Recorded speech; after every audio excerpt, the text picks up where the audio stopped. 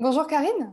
Bonjour Christelle, ça Bah va écoute, bien. moi aussi, je suis ravie de t'accueillir sur ma chaîne. Ça fait un petit moment que j'y pensais. Tu as un parcours tellement atypique, à multiples facettes, comme j'ai coutume de dire, que j'avais vraiment envie de partager ton parcours et voilà, que tu nous dévoiles un petit peu tout ce que tu as à nous partager. Écoute, c'est toujours un plaisir d'échanger avec toi. Alors, en quelques mots, est-ce que tu peux nous raconter ton parcours, de quoi tu es partie, quelles ont été tes diverses professions? Alors, écoute, je vais essayer, ça va être plus que quelques mois à mon avis, mais en gros, à l'âge de 20 ans, BTS en poche, j'ai commencé à travailler dans une entreprise qui faisait des produits à base de soja. J'étais assistante de direction. Mon BTS était assistante de direction selon trilingue. Et je suis restée dans cette entreprise 3 ans. Et puis au bout de 3 ans, c'était ma première expérience. J'ai eu envie de changer, donc je suis partie dans une autre entreprise qui faisait quelque chose de complètement différent et qui était un peu plus grosse, plus une PME, alors que l'autre était une toute petite entreprise et qui fabriquait des ponts élévateurs pour garage poids lourd. Et là, j'ai commencé en tant qu'assistante commerciale export. Je suis passée assistante de direction. Et ensuite, et ben, du coup, on m'a confié la gestion des ressources humaines on va dire en assistanat avec le PDG. Et du coup, j'ai fait une formation continue tout en continuant à travailler dans cette entreprise. Donc, j'allais 2, 3 fois par semaine à l'Institut de gestion sociale à Lyon, voilà, pour faire un troisième cycle en ressources humaines. Et puis, j'ai fait un premier virage professionnel à l'âge de 30 ans. Donc, je suis restée 7 ans dans cette entreprise. À l'âge de 30 ans, je me suis reconvertie dans quelque chose de complètement différent. Donc, c'est vrai que mon parcours il y a des expériences complètement différentes, un peu atypiques. Parce qu'en fait, je ne me retrouvais plus trop dans la gestion des ressources humaines. J'avais imaginé justement quelque chose où j'allais aider les gens à se projeter, à faire des profils de carrière, définir un peu leurs fonctions, ce qu'ils voulaient, le sens. Et en fait, à un moment donné, il y a eu des difficultés, ça s'est transformé en vague de licenciements. Et là, vraiment, j'ai perdu complètement le sens de ce que je faisais. J'ai été démotivée, ça a été un peu compliqué. Puis la course uniquement à la rentabilité, sachant que je n'ai rien contre la viabilité économique, il faut qu'elle soit là, mais ça ne me correspondait plus du tout. Parallèlement, j'étais mère de 3 garçons, maman de 3 garçons qui étaient encore jeunes. Et c'était l'opportunité aussi pour moi de passer un peu plus de temps avec eux, parce que je bougeais quand même pas mal, de passer plus de temps avec eux, de voyager, parce que j'aimais beaucoup voyager, je voulais leur faire découvrir ça. Et puis aussi de m'adonner à mes passions autres qui sont du coup l'art, la décoration. Voilà, c'était une passion à cette époque-là, la création, enfin tout ce qui touche un petit peu la créativité. Donc, je suis restée un moment quand même, pendant pratiquement 20 ans en tant que professeur des écoles. Par contre, je changeais sans arrêt, je m'entends, mais je restais 3 ans dans une école, après je changeais d'école, et quand je restais dans la même école, je changeais de niveau, ce qui surprenait toujours mes collègues, parce que sinon c'était trop routinier. Et parallèlement à ça, j'avais une activité de créatrice textile. C'était des objets plutôt pour la maison, l'aménagement, coussins, chemin de table, et je travaillais en parallèle avec des artistes.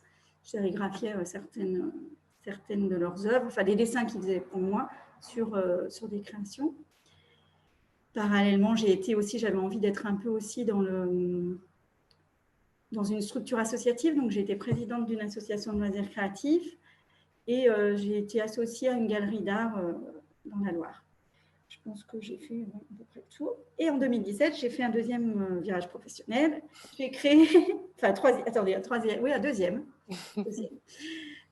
J'ai créé l'Esprit TK, donc il y a un lieu, disons, atypique et polyvalent où ça regroupe de l'hébergement, des expos, la déco est à vendre, le séminaire, parce qu'en fait, justement, je crois que c'est un projet qui regroupe un petit peu tout ce que je suis, parce qu'il y a de la transmission, donc il y a un petit peu de pédagogie, il y a l'art, il y a la décoration, il y a l'aménagement. Donc voilà, ça correspondait un petit peu. Puis c'est un lieu de partage aussi. C'est un peu un lieu de convivialité, comme j'aime le dire. Donc voilà. Et Après, comment t'es arrivée justement jusqu'à l'esprit TK? Parce que quand on est professeur des écoles, bon, tu avais quand même en activité complémentaire voilà, cette partie déco qui t'a jamais oui. lâché, mais c'est quand même un changement assez important. Alors comment j'y suis arrivée?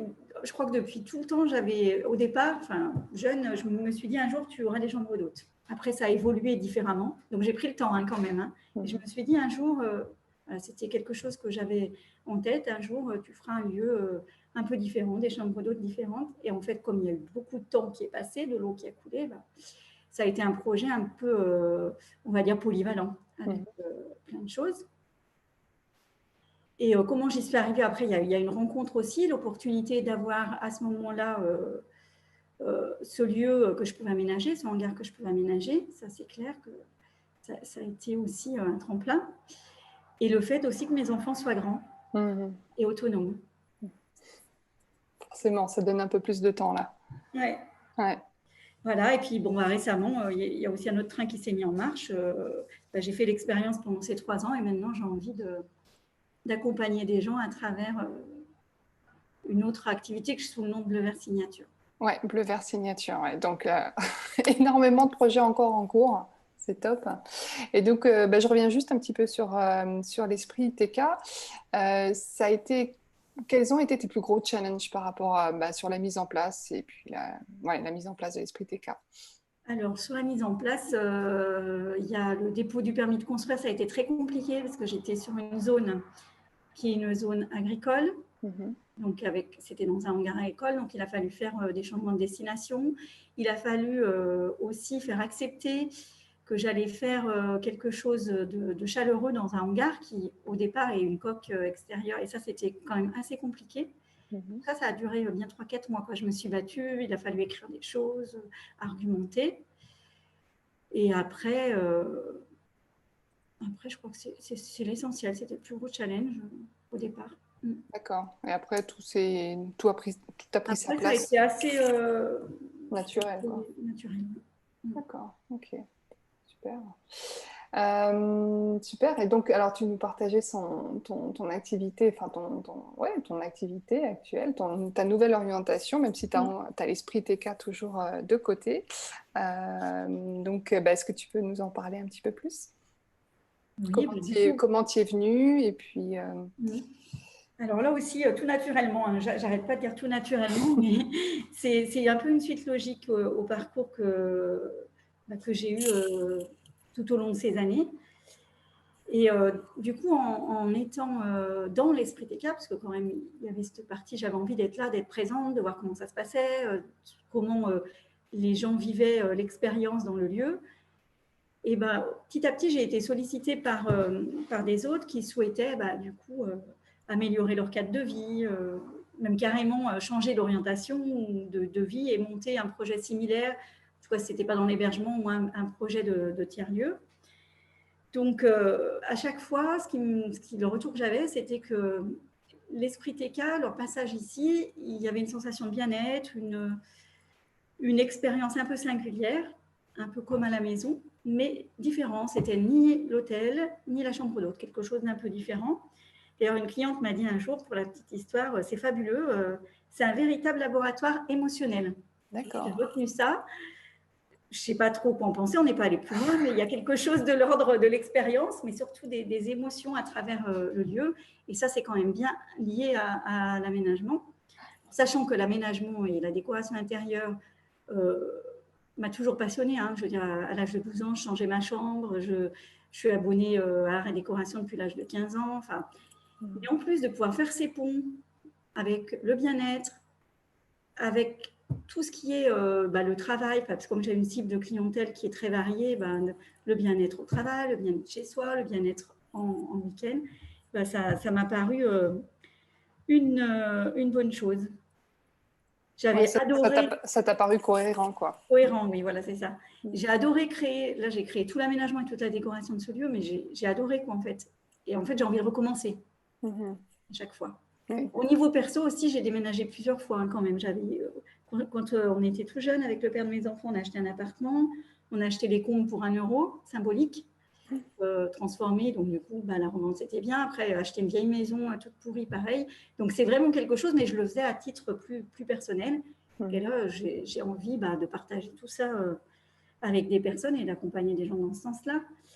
Parce qu'en fait, ça procure du bonheur quand même aux personnes. Ouais. Que ce soit chez eux, sur leur lieu de travail, ou sur un lieu éphémère, là où ils vont passer un moment.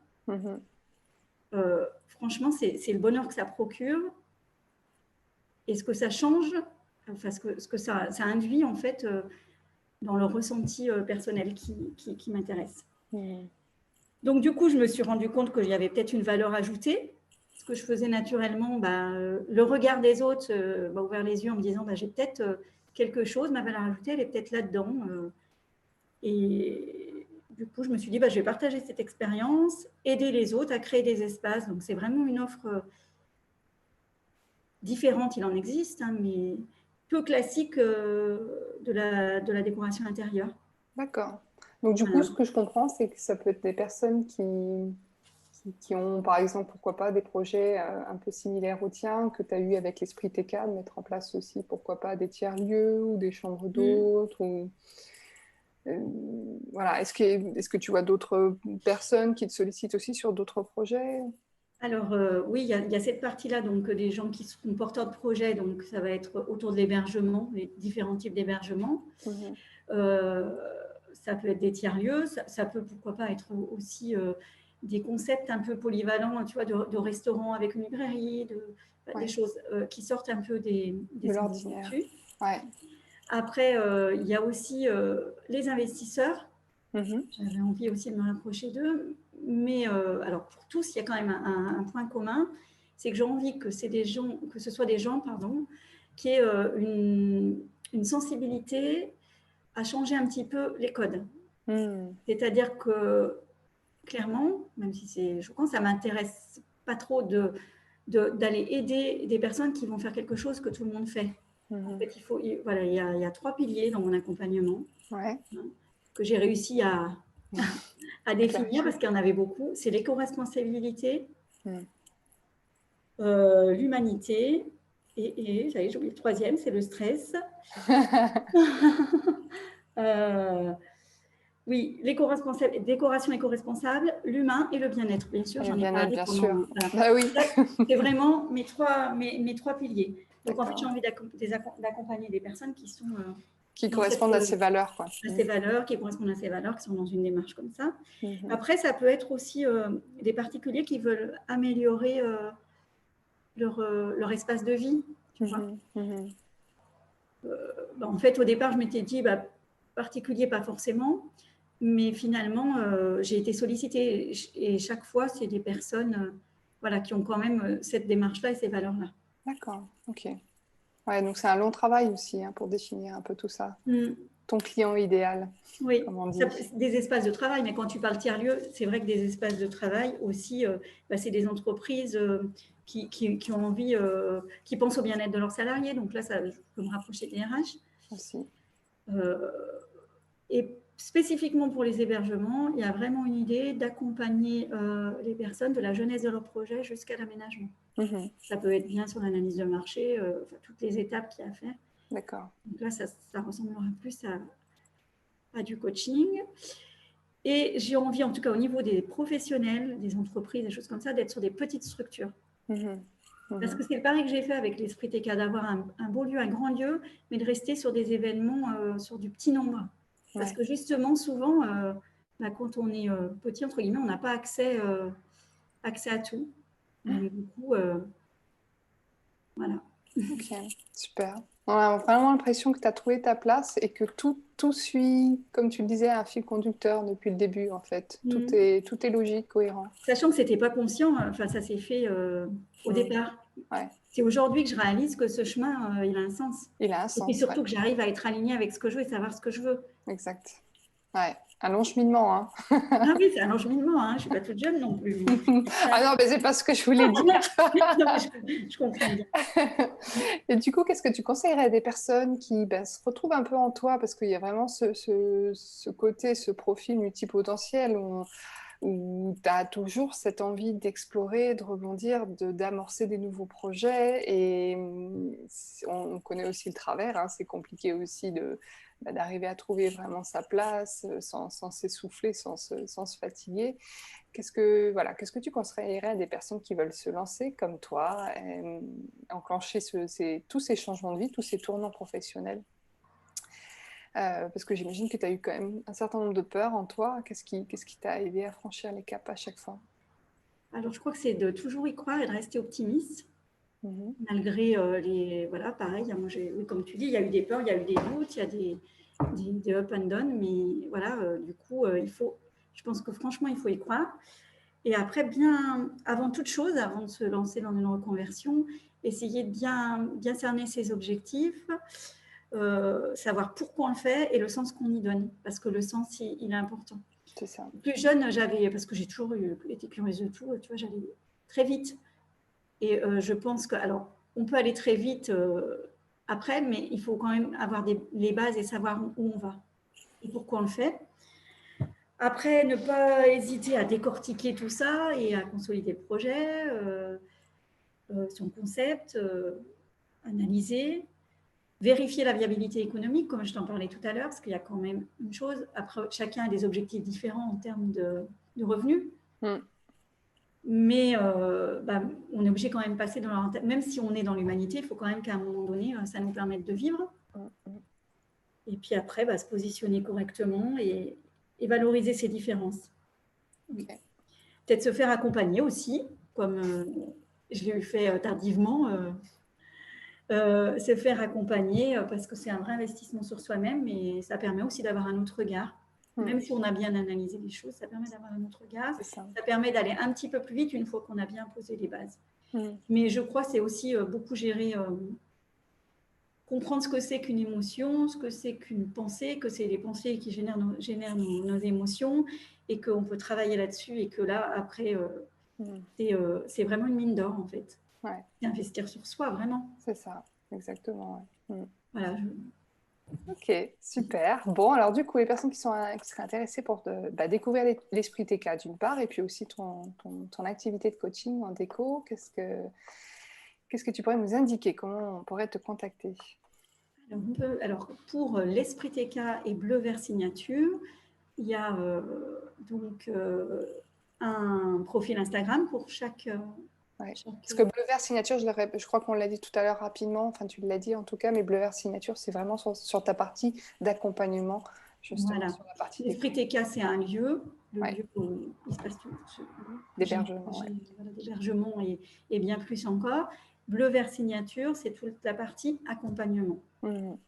Okay. Il y a un profil Instagram sur les deux. Sur la page Facebook, on peut me trouver au nom de Karine Dodel. D'accord. Et il y a une page aussi, l'Esprit TK et Bleu Vert Signature. Et puis, il y a 2 sites.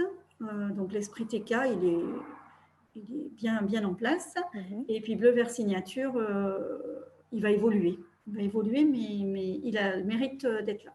C'est ça. Ouais, c'est un beau site. Hein. Oui. Donc, je mettrai tout ça en dessous la vidéo pour que vous en sachiez un peu plus. Écoute, un grand merci, Karine, pour tous ces partages. Oui, merci à toi. Et puis, n'hésitez pas à contacter Karine et à découvrir un peu tout ce qu'elle a pu déjà mettre en place. Et puis, je vous dis à très bientôt. Au revoir. À bientôt, au revoir.